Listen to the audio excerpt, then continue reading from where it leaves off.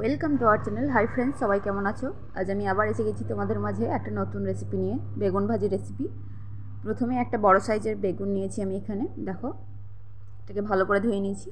এবার এটাকে একটা চাকুর সাহায্যে আমি ভালো করে কেটে নেব।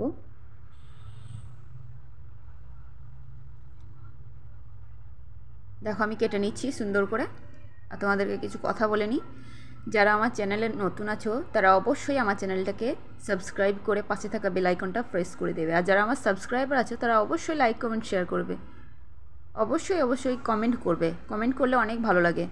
এবার আমি এখানে একটা পাত্রে সামান্য পরিমাণে লবণ, কিছুটা হলুদের গুঁড়ো, কিছুটা লঙ্কার গুঁড়ো দিয়ে সামান্য পরিমাণে জল দিয়ে দেবো এখানে আমি। দিয়ে এটাকে একটু মিক্স করে নেব।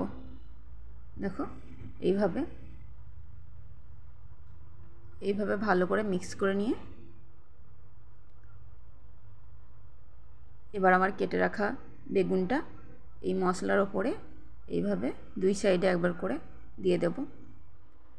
এবার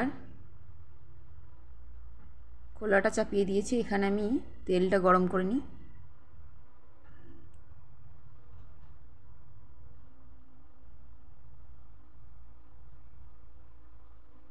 তেলটা আমার প্রায় গরম হয়ে এসেছে। এখানে আমি বেগুনগুলো একে একে করে মশলা লাগিয়ে দিয়ে দেবো।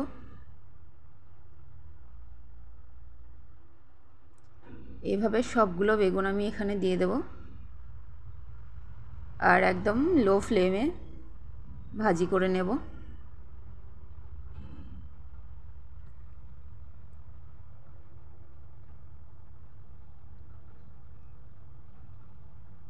আর 2 মিনিট পর পর আমি এইভাবে উল্টে পাল্টে দেব।